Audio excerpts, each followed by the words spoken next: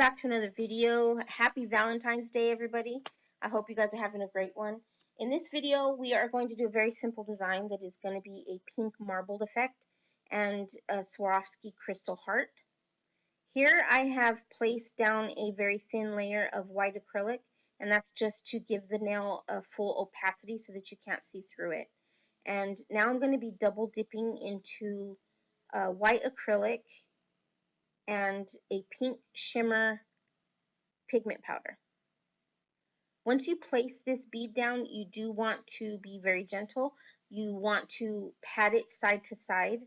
You don't really want to swipe down. And I did do that in, I think, after my next bead. And it does kind of like mess up the look if you swipe down. So if you're going to do this, you do want to stay more with a side to side motion. And that will help create the kind of line look that you get in marbling. See here, I swiped down and it kind of smeared it. It didn't look as nice. So here I went back to moving it side to side and it was a lot better. Now off camera, I do also have a container of clear open, and I'm going to be double dipping between the three colors. So some beads will be clear and white, some will be clear and pink, and some will be white and pink. And I use the clear just to kind of give depth between certain areas of pink and the clear, or the white, just kind of like give a gap to kind of show the illusion like if it was floating. Now I should have kind of left the nail alone at this point. I find less is more with marbling. You don't really need a whole lot of detail, and especially because you're going to be painting on top of this with gel to create veinings. So here I placed a bead of clear and pink, and it was a little bit more pink than I wanted. So to fix that, you go in with a little bit of white by itself, just to kind of cover up that pink area. And once you have everything the way that you want it, you want to let this fully dry and harden, and then file. I did not file, I clear cap it before I filed, and the reason for that is because I wanted to give the have more of the illusion of the cut stone. So after that, I top coated the nail, and now I am going to be adding veining. And this is a hot pink from Mission Control from Youngnails, and I do not remember the name at the moment, but I will try to write it down in the description. And so now I did that with a liner brush. Now I've switched brushes. This brush is a little bit thicker bristled at the head, and I'm using it to pick up alcohol that's in a dappen dish off to the side. And I'm using the alcohol to thin out the gel, allow it to spread a little bit, and also define the lines.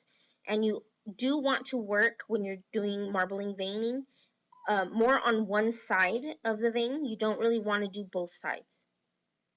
So after curing the hot pink, I'm going to go ahead and top coat this, and I'm using Caption Conversion Top Coat from Youngnails. And the reason that I'm top coating is because I want to give a little bit of a gap between the pink veining and the white veining that I'm doing next. I didn't film that part, but I have already placed the white down with a liner brush. And now I'm going in with a thicker bristled brush and alcohol again to distribute the white. Now for this white, I didn't want it to be that thick, so I did not use Mission Control paints, the gel paints. Instead, I used a gel polish, and it's a lot softer, smoother product. And so the alcohol technique I'm doing here is kind of a dabbing motion, just to kind of spread out the white. And I'm taking some away, wiping it off, adding more alcohol, and just kind of letting it spread out like you would when you're doing designs with alcohol inks or Sharpie ink. So I'm just letting that spread. After you have it where you want it, you want to go ahead and allow the alcohol just a little bit of time to kind of evaporate, and then cure it. So here I've top coated it again. And you can leave this design as is, or you can use gel paints or gel polish that doesn't shrink to create like a frame around the outside edge in another color. You can use the pink, you can use a red, purple, black, whatever you want to make like a kind of a window marble design. But here I instead decide to do a crystal heart. So I pulled out my Enailcouture Gummy Jelly for my stones, and I'm just taking a little bit and placing it in the center of the nail.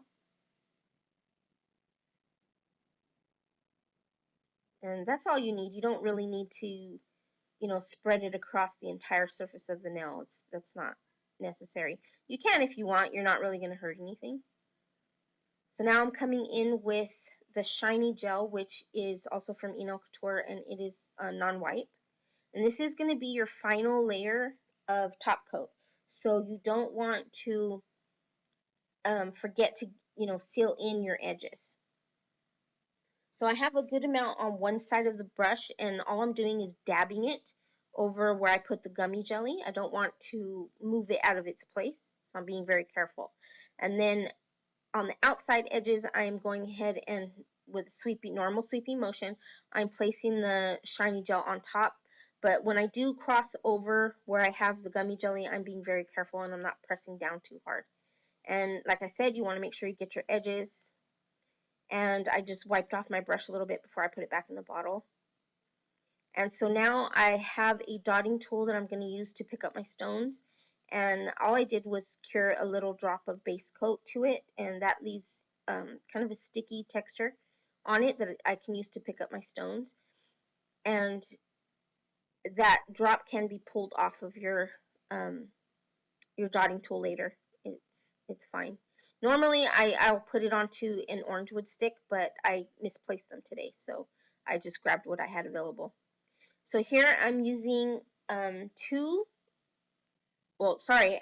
using 3 SS10 clear Swarovski crystals.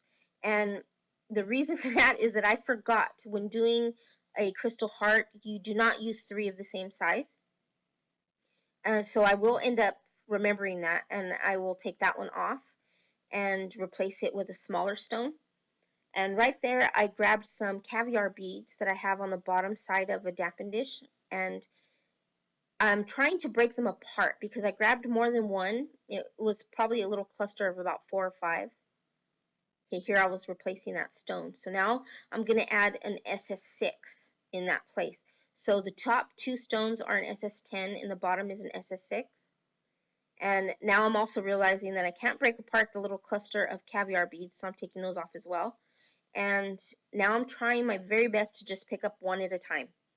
And the caviar beads are going to be placed in the center of the 3 stones. 1 bead there, 1 bead on either side of the heart where the 2 stones meet.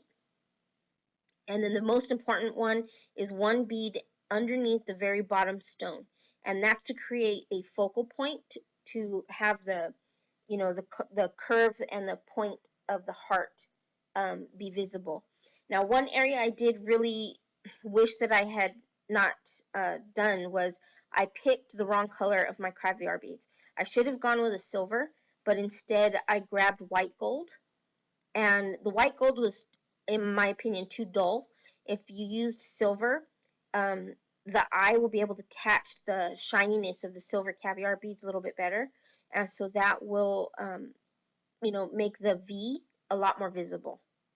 So once you have everything where you want it, you just want to make sure that your edges don't have gel that is accumulated off the side. So you do kind of want to wipe it. I forgot to do that. And then you want to cure it. So here I'm just trying to get a good shot. Now I hope you guys like this design. Like I said, it's not very difficult. Very easy to do, and it's cute. It's a little subtle, so it's not too, in your face. You can probably even wear it after Valentine's Day. It'd be fine. And so yeah, if you guys do try this, like I said, go with silver caviar beads. Don't use white gold if you have them, because it's not as eye-catching. So I don't know what I was doing right here. Okay, I hope you guys can see the little heart. It's really cute in person. So try this design if you guys want to. Thanks for tuning in, and I hope that you guys enjoyed this video, and hopefully I will have more content coming up soon. I didn't get as many Valentine's designs in as I wanted, but at least I got this one up. So happy Valentine's Day, everybody. Thanks for watching, and until next time, happy nailing.